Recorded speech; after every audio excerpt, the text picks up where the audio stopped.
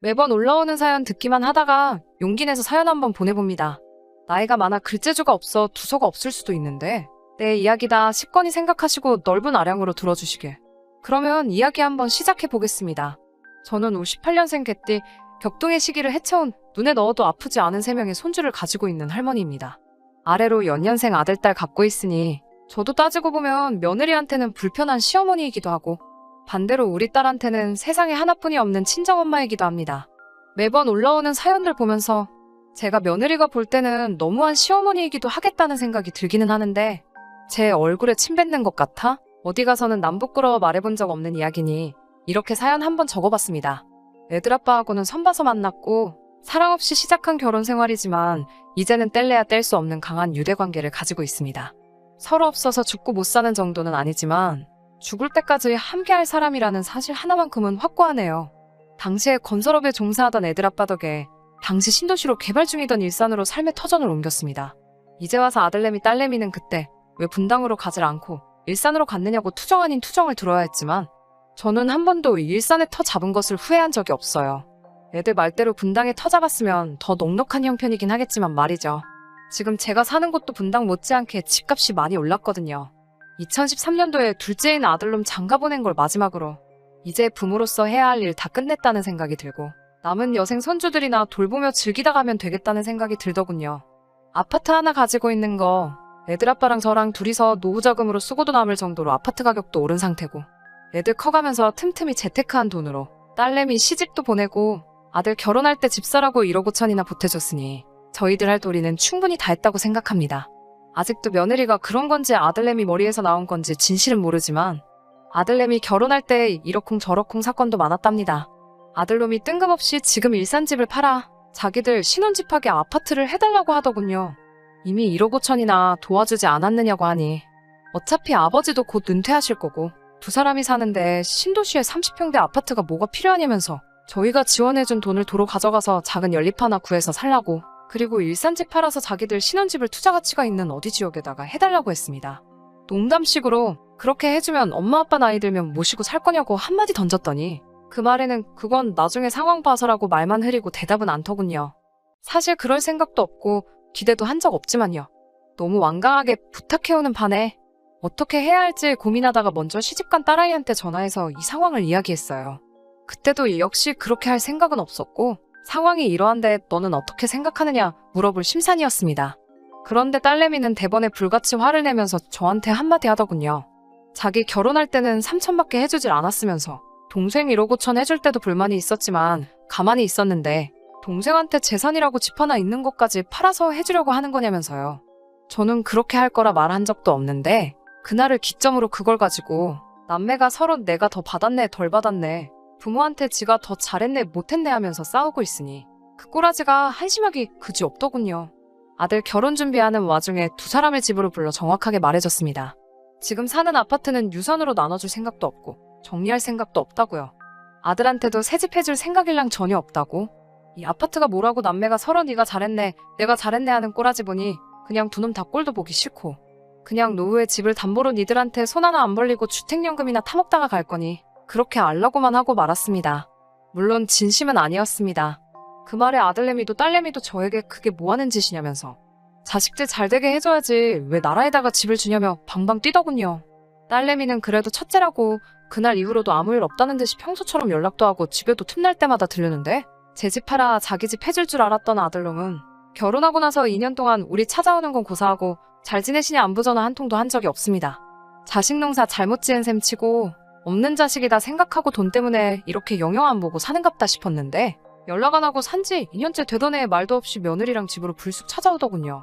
며느리 배가 남산만큼 불러서는 저한테 엄마 이제 2달만 있으면 두 쌍둥이 할머니 될 거라고 너스레를 떨며 자랑처럼 이야기를 하더라고요. 처음에는 아들이 이제 아빠가 되니 부모된 심정을 이해한 거라 생각했습니다. 그래서 영영 안 볼 것 같이 연락 끊고 지내던 저한테 찾아온 거라 생각했고 그런 점이 장하기만 하고 감동스럽기 그지 없었습니다. 아이 태어나면 며느리 조리원 비용에 보태라고 삼시돈 100만 원을 꺼내서 줬어요. 아이들 태어나고 3달째 되던 날에 갑자기 그렇게 불쑥 찾아온 시커먼 본심을 이야기해오더군요. 지 마누라가 이제 회사로 복직을 해야 하는데 쌍둥이 봐줄 사람이 없다며 저보고 쌍둥이 좀 봐줄 수 없겠느냐고 물어보더군요. 사돈 댁이 지방인지라 친정에 맡기고 싶어도 상황이 여의치가 않다고요. 시커먼 속내가 훤히 보여 내키지 않았지만서도 딸아이 첫 손주 태어났을 때 딸아이는 전업주부이기도 하고 사위가 지방공무원이라 사는 지역이 멀어 손주보는 재미는 딸아이 시가 쪽에 양보했어야 했거든요. 손주 돌보는 게 소원이기도 했고 그래서 알겠다고 했습니다.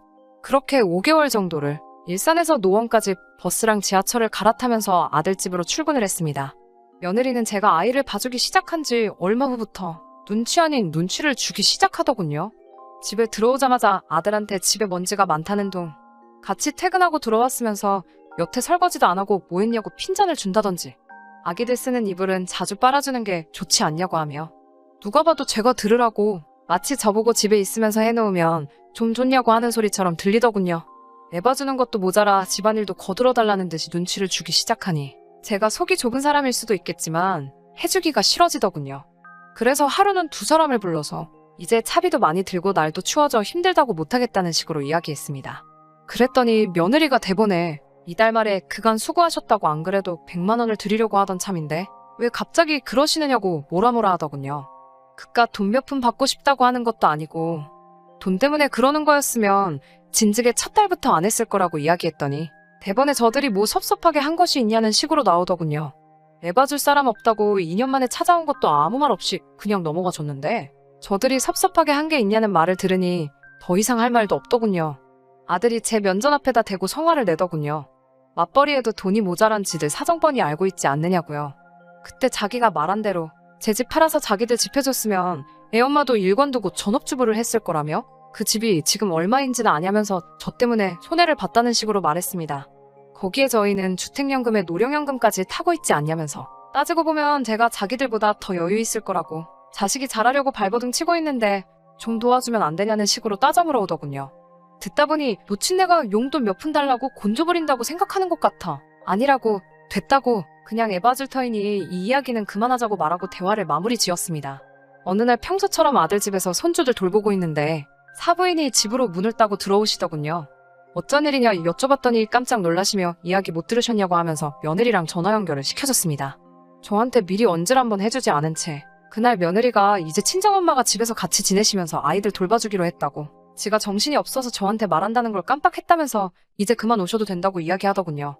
그렇게 아들내외한테 토사구팽당하고 돈 밝히는 쉬모가 돼버린 채 약속이라도 한 데 또 2년이라는 시간을 아들내외와 다시 연락 한 통 없이 지내게 되었습니다.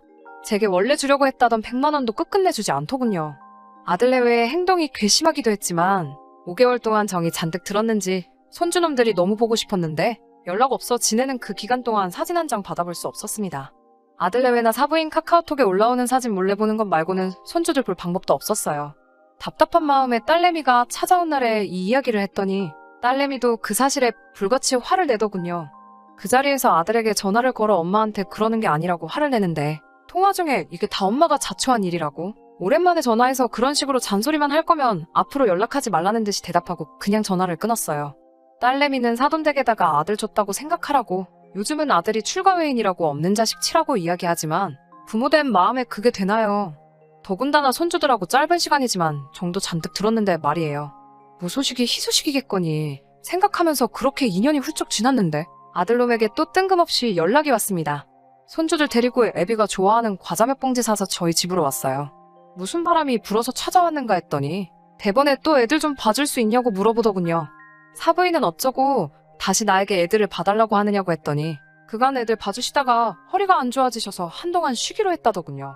애들 아빠도 이제 은퇴한 상황이고 아들 사는 집까지 가려면 차비도 드는 데다가 요 근래 바쁠 때마다 친언니가 하는 식당에서 일 도와주며 용돈벌이 하던 것도 손주들 봐주려면 이제 못하게 되었으니 못해도 월 50씩은 받아야겠다고 말을 했더니 아들놈이고 며느리고 할 것 없이 그 자리에서 안색이 바뀌더군요. 장모님은 지난 2년간 돈 한 푼 안 받으며 손주들 봐줬는데 엄마는 왜 그렇게 만날 때마다 돈돈돈 하시냐면서 아들내외는 생각 좀 해보겠다고 말하고는 제 대답이 마음에 안 들었는지 저녁도 같이 하지 않고 곧바로 손주들 데리고 집으로 돌아가더라고요. 그러고 한 일주일 지났나 며느리에게서 좋은 생각이 있다면서 연락이 왔습니다. 출근길에 아이들을 제 집에 내려주고 퇴근길에 태워가는 식으로 하게 되면 차비가 따로 들지 않고 저도 고생할 필요가 없으니 좋고 그렇게 되면 제가 달라고 한 돈 50 대신에 차비만큼 제외해서 20만 원만 달달이 들여도 충분하지 않겠냐고 하더군요. 의도가 뻔히 보이는 며느리 얄미움에도 그날 잠깐 봤을 뿐인데 안 본 사이에 부쩍 커버린 손주들이 할머니 말하는 게 자꾸 눈에 밟혀서 알겠다고 했습니다. 은퇴하고 집에서 지내는 애들 아빠도 그날 처음 손주들 보니까 너무 좋았는지 이번엔 집에서 자기도 도와줄 테니 그렇게 하자고 했고요. 앞서 말씀드렸다시피 제가 이미 노후 준비까지 다 끝나 있는 상황에서 진짜 돈 얼마가 받기 위해 애를 봐주기로 한 건 아니었습니다. 거절했다가는 또다시 아이들을 방패 삼아 연락 끊고 지낼 거라는 생각에 순순히 아들내외 뜻을 따르기로 한 거였죠. 아이들이 5살이 되면 어린이집에 보낼 계획이라고 했으니 힘들더라도 2년 정도만 그렇게 하면 되겠더군요. 그래도 주기로 한 20만 원은 매달 5일이 되면 꼬박 챙겨서 보내줬습니다. 아들한테 엄마가 좋아하는 돈 잘 받았냐고 생색내는 연락을 받아야 했습니다. 얼마 되지도 않는 돈이기도 했지만 저를 위해 쓰지 않고 오롯이 손주들 돌보는 데에만 사용했습니다. 초반에는 출근길에 손주들 데리고 집으로 왔고 퇴근길에는 집에 들려 애들을 데려갔습니다. 대중교통 1시간 반씩 걸려가며 아들 집까지 갈 필요도 없었고 가장 힘든 갓난쟁이 시기도 지난 데다가 힘써야 하는 일들은 애아빠도 도와주니 사실 처음 쌍둥이 봐줄 때보다 그렇게 힘들 것도 없었습니다. 조금은 어른이 된 건지 퇴근길에 가끔씩 저녁으로 먹으라고 이것저것 사오기도 하고 금요일에 아이들 데리러 오면서 외식도 몇 번 하고 했습니다. 하지만 그나마도 처음 몇 달만 그런 식이었습니다. 매일매일 데려다주고 데려가고 하더니 어느 날부터 야근을 해서 시간이 안 된다, 이래서 안 된다, 저래서 안 된다 이런저런 핑계로 하루씩 거르기 시작하더군요. 손주들 봐주기로 한 지 4달 정도 지나고부터는 아예 월요일 출근길에 애들을 내려놓고 금요일 퇴근길에 데려가는 식으로 바뀌어 버렸습니다. 그런 식으로 주일 내내 손주들 봐주기 시작한 지 1년이 지났습니다. 몇 번씩은 그만하겠다는 생각이 머리 끝까지 올라오고 했지만 무럭무럭 자라는 손주들 보니 또 그렇게 할 수는 없더라고요. 얘들이 무슨 죄가 있나 싶기도 하고 은퇴하고 적적해하던 남편도 손주들 돌보면서 즐거워 보이고 생기도 도는 듯 보였고요. 그걸 보면서 몇 번을 참아가면서 견뎠습니다. 그러던 어느 날이었습니다. 여느 날처럼 손주들 보면서 있는데 웬일로 사부인한테 연락이 오더군요. 지인들이랑 파주에 있는 아울렛 다녀오는 길인데 파주랑 일산이 거리가 가까우니 오랜만에 손주들 얼굴 좀 보고 싶다고 집 주소 좀 알려달라고요. 얼마 안 있어서 도착한 사부인은 허리가 아프시다더니 그 말과는 다르게 선수가 훤해 보였습니다. 차 한잔 내어드리면 요즘 어떻게 지내시냐고 물어봤죠. 그런데 사부인이 한 대답에 저는 크나큰 충격을 받게 되었습니다. 일전에 제가 손주들 처음 태어나고 5개월간 아이를 봐주다가 사부인이 아들내외 집에 상주하며 애들을 봐주기로 했을 때 달달이 애들 봐주는 걸 이유로 150만 원씩 받아왔다는 사실을 말해주더군요.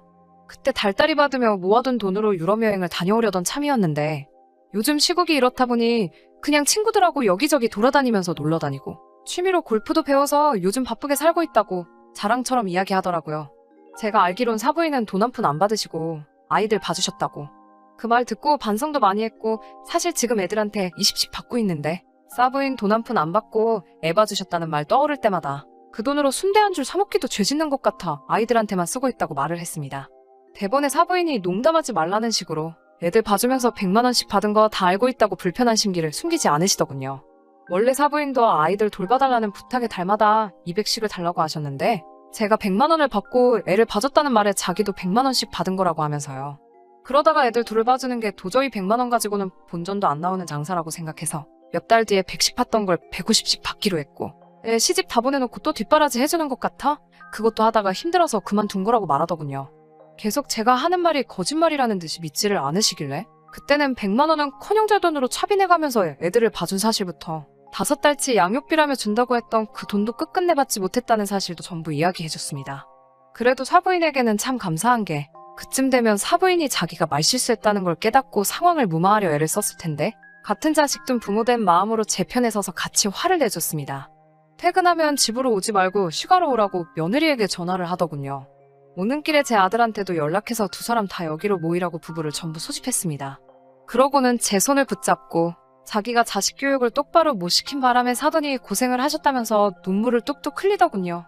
자기는 그 사실도 모르고 이렇게 혼자서 놀러만 다녔다면서 얼마 남지는 않았지만 양육비로 받은 돈 전부를 저한테 보내야겠다고 하는 말에 그러실 필요까지는 없다고 거절하느라 아주 혼이 났습니다.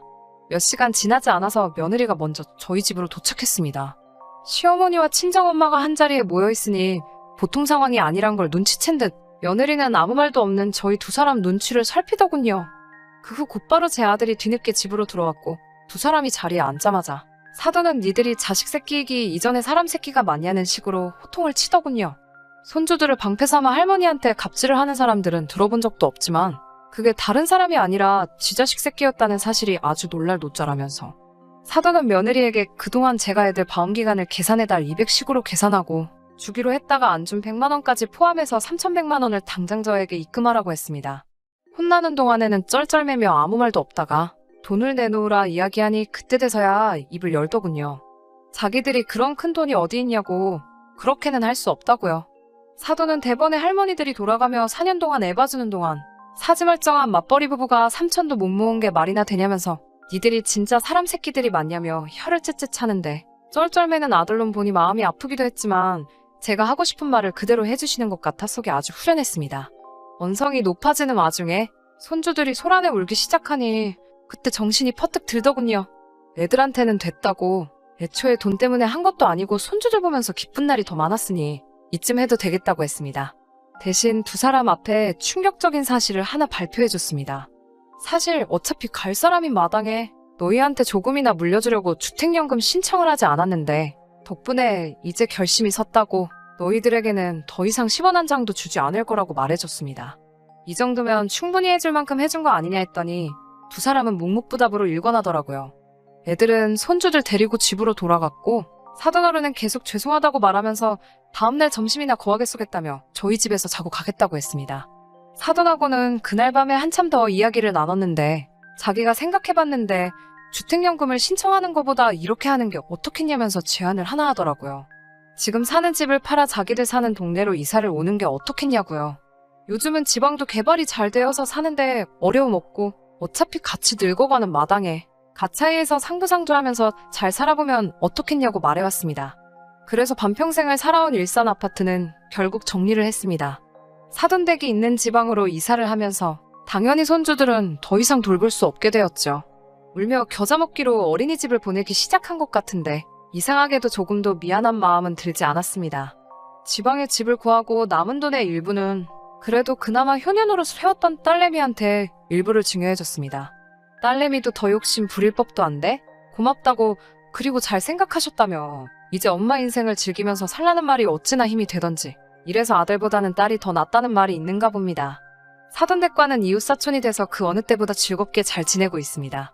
공기도 맑아 너무 좋고 저보다 4살 아래인 사돈과는 사이가 무척이나 가까워져서 제가 이사 온 날부터 매일같이 시간을 보내고 있어요. 저를 언니 부르면서 동네 구경도 시켜주고 골프도 가르쳐주고 자기 친구들도 소개시켜주고요.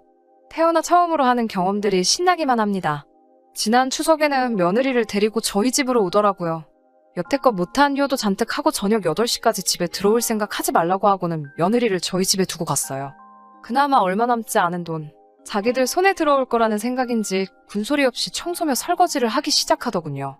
지저분한 거 싫어하는 남편 성격에 매일같이 정리를 하고 있어 집 정리할 게 많이 없었습니다. 집단에는 할 수 있는 소일거리들을 전부 끝내고 나니 똥마려운 강아지 마냥 눈치 보면서 눈알만 굴리고 있는 모습이 안쓰러워 보여 할 일이 많이 없으니 그냥 소파에 앉아서 텔레비전이나 보다 시간 되면 가거라라고 했습니다. 그것마저 눈치가 보이는지 허리를 쭉 세우고 각 잡고 앉아 불편하게 텔레비전 보는 모습을 보니 그동안 묶은 채증이 싹 가시는 것 같아 기분 하나만큼은 좋더라고요. 며느리 집에 가는 길에 고생했다고 이걸로 손주들 좋아하는 까까라도 사주라고 손에다가 10만 원 꼬깃꼬깃 접어서 쥐어주니 눈물을 뚝뚝 흘리며 어머님 정말 죄송해요 하면서 우는데 너무 애들을 몰아세운 건가 싶어 마음 한쪽이 아프긴 했습니다.